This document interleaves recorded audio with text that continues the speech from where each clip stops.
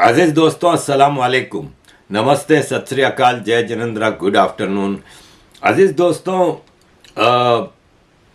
पाकिस्तान बनाया, भारत का बंटवारा हुआ, इस पे ज़ाहिर है हिस्ट्री में कई चीज़ें हैं जो पहले कभी खुल के नहीं आती थीं, लेकिन अब खुल के सोशल मीडिया का माध्यम से आ रही हैं। मेरे अजीज़ मित्र जयपुर में डॉक्टर ओमेंद्रा रत्नू जी अक्सर कहते थे कि आरिफ भाई, ये जो इंटरनेट है, सोशल मीडिया है, ये वरदान है। और जाहिर है इस सोशल मीडिया ने, पहले तो इंटरनेट ने लोगों को ज्ञान में करेक्ट ज्ञान की तरफ लेके गए, और फिर सोशल मीडिया के माध्यम से आपको इतनी जानकारी मिल रही है कि हिस्ट्री के पन्ने खुल रहे हैं। पाकिस्तान बेसिकली दो लोगों ने बनाया, मतलब बनाया तो अंग्रेज़ ने, और उसके एजेंट ज़ाहिर है कांग्रेस भी रही, जिना भी रहा, मुस्लिम लीग तो थी इनकी क्रिएशन। लेकिन जो भारत में रहने वाले लोगों में से एक तो थे यूपी, सीपी, बिहार के मुसलमान, और एक जो सबसे ज़्यादा कल्प्रिट वो बंगाल के मुसलमान। बंगाल के मुसलमान ही असल भारत के बंटवारे के ज़िम्मेदार हैं, और इसकी सज़ा भी इनको फिर उन्हीं पंजाबी आर्मी से मिली। अजीज़ दोस्तों, मैं इस पे डिटेल में जाने के बजाय मैं आपके सामने हामिद मीर, पाकिस्तान के प्राइम टीवी के एंकर हैं, पिछले 23-24 साल से तो मैं इनको देख रहा हूँ। इससे पहले ये अखबार में लिखते थे, जंग अखबार में, और बड़ा खुल के बोलते हैं। अब इतना खुल के नहीं बोलते जितना पहले बोलते थे जब से इनको गोलियां लगी हैं। इन्होंने अभी एक प्रोग्राम में एक अच्छा भाषण दिया जिसमें उन्होंने डिटेल में बताया कि किस तरह बंगालियों ने भारत का बंटवारा किया और पाकिस्तान बनाया, और फिर 71 में उनको सज़ा भी मिली, और इन्हीं पंजाबी आर्मी ने। फिर इसके अलावा वो डिटेल में ये भी बताते हैं कि जिनका किरदार पाकिस्तान बनाने में बिल्कुल नहीं था, वो सारा कुछ पाकिस्तान पे कब्ज़ा करके बैठ गए हैं।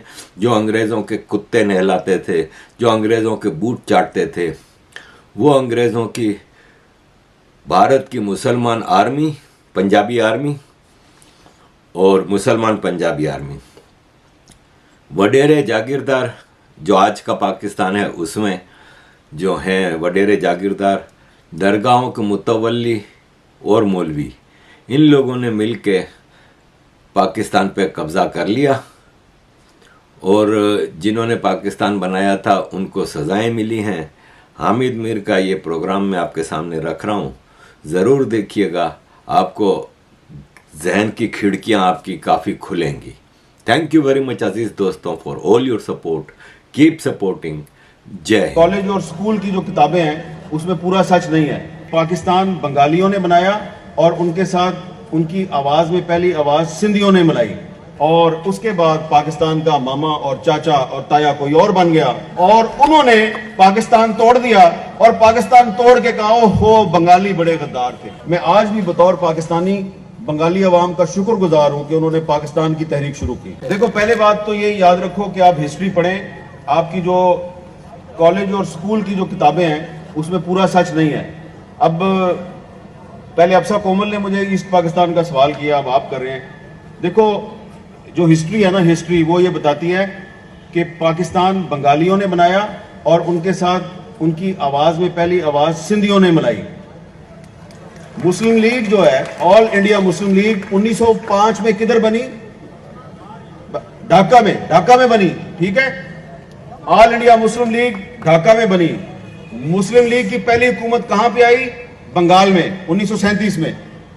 कौन बना यूनाइटेड बंगाल का वजीर आजम? कौन बना? ए.के. फजलुल हक। ए.के. फजलुल हक कौन था?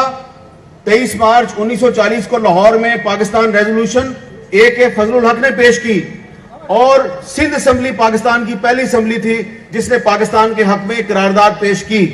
तो पाकिस्तान की तहरीक का आगाज बंगालियों ने किया, उनको सबसे पहली सपोर्ट सिंध ने दी, और उसके बाद पाकिस्तान का मामा और चाचा और ताया कोई और बन गया। और उन्होंने पाकिस्तान तोड़ दिया और पाकिस्तान तोड़ के कहा हो बंगाली बड़े गद्दार थे। ओ भाई, अगर बंगाली गद्दार थे तो उन्होंने मुस्लिम लीग ढाका में क्यों बनाई? उन्होंने, और हुसैन शहीद सोहरवर्दी साहब जो है, फजलुल हक साहब के बाद हुसैन शहीद सोहरवर्दी साहब जो हैं वो प्राइम मिनिस्टर बने, और हुसैन शहीद सोहरवर्दी साहब जो हैं उनके खिलाफ इतनी इतनी गंदी साजिश हुई कि अगर आप उनकी किताब पढ़े ना, बेगम शाइस्ता करामुल्लाह साहब ने जो उनकी किताब, उनकी बायोग्राफी लिखी, आपको आपकी आंखों में आंसू आ जाएंगे कि एक आदमी जो कि जिसने 1946 में करारदाद दिल्ली पेश की और कहा कि जी 23 मार्च 1940 को आपने सिर्फ ये जो पंजाब सिंध सरहद बलोचिस्तान इनका मुल्क बनाने की बात की थी, तो अब आप बंगाल को भी इसमें शामिल करें। बंगालियों ने खुद अपने आप को शामिल किया पाकिस्तान में। उस लीडर को जो फाउंडर्स ऑफ पाकिस्तान, बानियाने पाकिस्तान में शामिल है, वो जब माइग्रेट, क्योंकि वो ढाका से वो कलकत्ता से इलेक्ट हुए थे, वो कलकत्ता के मेयर थे, उनकी कॉन्स्टिट्यूएंसी इंडिया में रह गई। जब वो पाकिस्तान आए तो उनको पाकिस्तान से निकाल दिया गया, वापस चले जाओ यहां से, इसलिए कि आप गद्दार हैं। लिहाजा वो मुस्लिम लीग छोड़ी, उन्होंने अवामी लीग बनाई। वो जो अवामी लीग थी, जो आज बांग्लादेश की हुक्मरान जमात है, ये अवामी लीग हुसैन शहीद सोहरवर्दी साहब ने बनाई थी, और शेख मुजीबुर रहमान हुसैन शहीद सोहरवर्दी का वर्कर था। तो जिन्होंने पाकिस्तान बनाया, आपने उनको गद्दार करार देके पाकिस्तान से अलहदा कर दिया, और आज जब आपके पास कोई दलील नहीं आती तो आप कहते हैं वो बंगाली गद्दार थे। इसलिए बंगाली बिल्कुल गद्दार नहीं थे, पाकिस्तान बंगालियों ने बनाया था। मैं आज भी बतौर पाकिस्तानी बंगाली अवाम का शुक्रगुजार हूं कि उन्होंने पाकिस्तान की तहरीक शुरू की।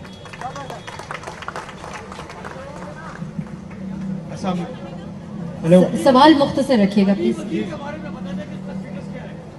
सर एक मिनट, ये आपने अच्छा सवाल किया है। मैं सवाल एक मिनट बेटा भाई, वो भी एक अच्छा सवाल है। मैं बता देता हूं। देखिए ना, अभी हम बात कर रहे थे पॉलिटिकल पार्टीज की, तो अली वजीर पाकिस्तान की कौमी असम्बली का एक इलेक्टेड मेंबर है। जब वजीर आजम शहबाज शरीफ साहब को उसके वोट की जरूरत होती है, उसको कराची की जेल से निकाल के इस्लामाबाद ले जाया जाता है, वोट डलवाया जाता है, फिर वापस जेल में बंद कर दिया जाता है। लेकिन बजट सेशन में जब कौमी असम्बली का स्पीकर उसका प्रोडक्शन ऑर्डर जारी करता है, तो उसको इस्लामाबाद नहीं ले जाया जाता। सुप्रीम कोर्ट ने तमाम केसों में उसकी जमानत कर दी, सिंध हाई कोर्ट ने तमाम केसों में उसकी जमानत कर दी। जब तमाम केसों में जमानत हो गई तो अचानक खैबर पख्तूनख्वा में उन पर एक और केस दर्ज होता है, और अचानक सिंध में पीपल्स पार्टी की हुकूमत को याद आता है कि खैबर पख्तूनख्वा में एक मुकदमा कायम हो गया है, तो होम डिपार्टमेंट जो है सिंध का, वो कहता है हमने इसको रिलीज नहीं करना। तो अली वजीर के मसले पे सिंध की पीपल्स पार्टी की हुकूमत और खैबर पख्तूनख्वा में पीटीआई की हुकूमत एक पेज पे है। आपने जो कह दिया काफी है, लेकिन अली वजीर का जेल में होना पाकिस्तान में जमहूरियत के मुंह पर एक जन्नाटेदार तमाचा है, जन्नाटेदार तमाचा। अस्सलाम वालेकुम सर। सर मेरा नाम तलहा सलीम है और मैं इलेक्टेड प्रेसिडेंट हूँ यूथ पार्लियामेंट का। Sir first of all thank you so much, आप कराची तशरीफ लेकर आए, और ये मेरी ज़िंदगी का पहला लम्हा है जिस वक्त मैं आपके इस इतने करीब खड़ा हूँ। और सर इस शहर के अंदर जिस वक्त हम मौजूद हैं, इस शहर ने लास्ट इलेक्शंस में पाकिस्तान की तारीख की सबसे बड़ी पॉलिटिकल इंजीनियरिंग देखी। तो सर मेरा सवाल आपसे बहुत क्लियर है, क्या वाकई 22 करोड़ अवाम पर एक जर्नल भारी है? काइंडली सर इस चीज का मुझे जवाब दे दें। 29 नवंबर से पहले तो यही सूरत हाल थी, ठीक है। अब 29 नवंबर के बाद हम यकीन करते हैं और उम्मीद करते हैं कि पाकिस्तान का जो आइन है उसकी पाबंदी की जाएगी, और कोई जर्नैल जो है वो अपने आप को आइन से ज़्यादा ताकतवर नहीं समझेगा। लेकिन साथ ही साथ जो हमारी पॉलिटिकल पार्टीज हैं उनसे भी गुजारिश है कि वो भी जमहूरियत पसंदी का मुजाहरा करें, और कम से कम पार्टियों के अंदर तो जमहूरियत ले आए ना। जब तक वो तबका जो मेरे सामने बैठा हुआ है, middle class, lower middle class, पढ़ा लिखा तबका, जब तक इस तबके के लोग पार्लियामेंट में नहीं आएंगे, जब तक पाकिस्तान की पॉलिटिकल पार्टीज की लीडरशिप इस तबके के पास नहीं आएगी जो पाकिस्तान का अक्सरियती तबका है, तो पाकिस्तान के मसाइल हल नहीं होंगे। क्योंकि कोई जर्नैल जो है वो 22 करोड़ अवाम पे उसी वक्त हावी होता है जब पॉलिटिकल पार्टीज की लीडरशिप जो है वो व्हीलिंग डीलिंग करती है, सौदेबाजियां करती है। तो सियासतदान सौदेबाजियां छोड़ दें आइन की पाबंदी करें, आपके मसाइल हल हो जाएंगे और इंशाल्लाह जरूर होंगे। क्विकली आप सिर्फ आखिरी सवाल, एक करेक्शन है जरूर अगर आप कर दें मीर साहब, आपको यकीन है या आपको उम्मीद है कि 29 नवंबर के बाद मामलात मुख्तलिफ होंगे? नहीं, ये मुझे इसका अल्फाज बड़े seriously लिए मुझे जाते हैं। इसका बहुत यकीन है कि क्योंकि 29 नवंबर के बाद जो मुनस लाई साहब ने एक इंकशाफ किया है, उसकी वजह से कुछ सवालात पैदा हुए हैं। लेकिन मैंने आपको पहले भी,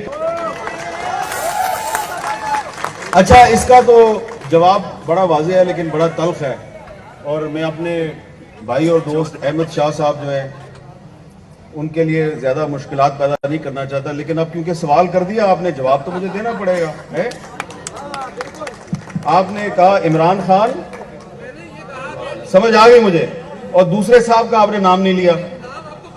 अच्छा, तो वो अकेले तो नहीं है भाई, अली वजीर भी है ना, ठीक है, मंजूर पश्तीन भी है ना, ओके ओके सबका, और बहुत से बलोच सियासतदान भी हैं, ठीक है। तो क्या मसला है? डोमिसाइल का मसला है। इसलिए अगर मेरी बात किसी को बुरी लगी है तो वो मेरी बात मुझे गलत साबित करे, और मुझे गलत साबित करने के लिए पाकिस्तान की तमाम कौमियतों के साथ बराबरी का सलूक करे। ऐसा नहीं होना चाहिए कि एक सियासतदान जिसका डोमिसाइल पंजाब का है वो आपको जो मर्जी कहे तो वो आपका फिर भी लाडला रहे, और जो सियासतदान जो है उनका डोमिसाइल दूसरे सूबों का है, उनकी छोटी छोटी बातों को बुनियाद बना के आप उन पर पाबंदियां लगा दें। ये इम्तियाजी सलूक बंद होना चाहिए। बस वक्त खत्म हो गया जी, आप लोगों का बहुत बहुत शुक्रिया।